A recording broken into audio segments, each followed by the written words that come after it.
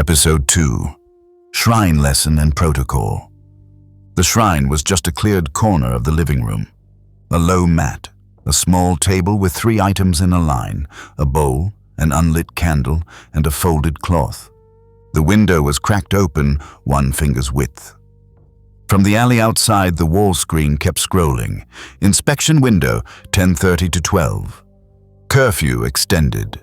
Drone hums rode the air like background static. Ngozi shifted a chair back to open space. "Shoes by the wall," she instructed. "Hands where you can see them." Nnennaya slipped out of her sandals and sat on the mat. Palms rested flat on her thighs. Her satchel hung by the door, strap worn at one spot her thumb knew well. Heat lingered under her left shoulder, the early trace of the glyph mark, not visible yet, but alive. She forced her breathing steady. "Back tall," Ngozi continued. "Neck long. Chin level, throat open." Outside, a neighbor argued with someone about water. A child upstairs shouted once, then hushed when a parent barked. The city didn't pause for lessons. "We start with names," Ngozi explained. "Not gods, not speeches. Just forms. 1 word tells the body what to do." She tapped the mat. "Set river path." Nnennaya placed her hands palm down at her sides, wrists loose, elbows light, shoulders relaxed, breath measured. The mark under her skin pressed, then held. "Correct," Ngozi replied. "Now, palm bridge." Hands rose, cupped a hand's width from her ribs. Sternum soft, shoulders a finger lower, chin level, throat unlatched. "Feel it?" Ngozi asked. "A little," Nnennaya answered. "What's the correction?" "Shrink the breath first, then drop the shoulders. Keep the throat open." "Do it." She cut her breath down by half and reset. The push eased. Ngozi unfolded the cloth to show a single neat stitch. She set it down. Ritual device. Stopping only. Left palm rotated a few degrees toward the thigh. Shoulder line lowered, throat open, chin level. On inhale, a thin thread of heat gathered. On the 2-count hold, she cut it off without clamping. Exhale, nothing left. "Again," Ngozi said. They ran it twice more. In the hall, someone dragged a crate into a door frame. She ignored it, finished her cycle clean. Ngozi lifted the wooden box covered with white cloth and set it on the table without opening. "Tools measure," she said. "They don't teach." "Repeat. Tools measure." "They don't teach," Nnennaya responded. "If a tool leads, it sets its own mood and calls it yours," Ngozi warned. "The net loves that." She kept her hand away from the box. "Later, not now." A drone paused in the alley. The lamp flickered. The bowl rattled slightly when the air shifted. The mark under her skin warmed, as if ready to push out. "Trigger map, 3 items," Ngozi ordered. "Noise at the wrong time," Nnennaya replied. Pride impulse after a clean form, shoulder line trying to help the neck. Corrections. Shrink breath. Stop before wanting becomes asking, lower shoulders, throat stays the door. Run it. They cycled river path, palm bridge, ritual device. On the 2nd, the wall screen pinged a fresh notice, block inspections randomized, and cut her exhale short. She returned to 6, finished clean. On the 3rd, the thought show.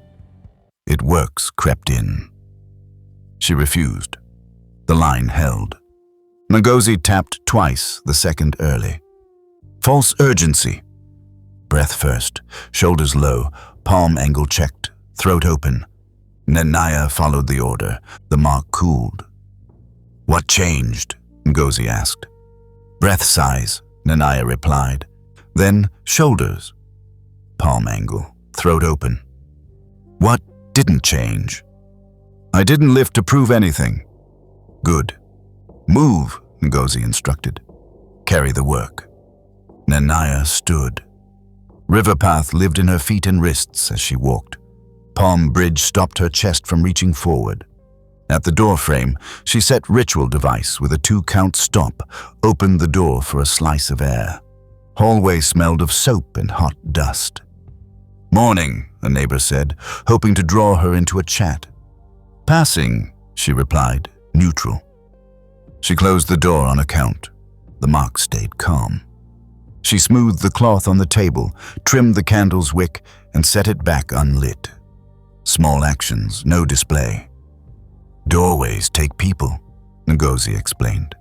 "Keep the doorway about the door, or it'll become about you." "I'll keep it about the door," Nnennaya responded. Ngozi gave a short nod. Again. They repeated the loop. Mat, door, shelf, window. On the last pass, a device inside the box made a self-check beep, earlier than normal, with a sharp edge. Ngozi's eyes flicked to it. "Filed," she said. "Filed," Nnennaya echoed. The mark stirred, but she shrank her breath. Heat sank back. "Sit," Ngozi ordered. "We talk." "You breathe." They sat. The building thinned to ordinary noise. Water in pipes, a child humming, someone's TV blasting a state jingle, then cutting mid-line. The wall screen switched to health slogans. No one inside the room moved. "What belongs to the city?" Ngozi asked. "Routes, prices, scanners, drones, the wall screen. And what belongs to you?" "My breath size, my shoulder line, my choice to stop before I show." "And the mark?" "It follows my choices," she answered. "It doesn't lead." Ngozi tapped once, then again. Late. "Interrupt." The mark pushed at the gap. Nnennaya followed the order drilled. Shrink breath, lower shoulders, confirm palm, throat open. The push stopped. Ngozi stood, checked the bowl for dust, left the candle unlit. She didn't touch the box. "End before wanting becomes asking," she said. They closed with river path only, hands visible, mark quiet. A drone drifted away outside. Ngozi looked tired, but her eye was sharp. "Smallest carry?" she asked. "Doorways," Nnennaya replied. "Keep them about the door, not me." One more. "I won't let a tool set my mood." "Tool follows the hand," Ngozi almost smiled. "Eat, then go meet the hallway that doesn't care what we did here." 2 ration bowls waited. They ate plain. The wall screen scrolled again. "Scanner maintenance. Expect delays." From the stairwell came Chisholm's laugh, cut short when a drone slowed near the building. Nnennaya rinsed the bowls. She looked at the door. Breath small, shoulders low, throat open. The mark matched the room, present, quiet, under orders. "Go," Ngozi said, tapping the stool rim. Small hands. Clear steps. Nnennaya picked up her satchel, thumb brushing the worn patch. She opened the door on her own count. The hallway camera clicked. Ledger. Stop before the mark starts. Tool follows the hand.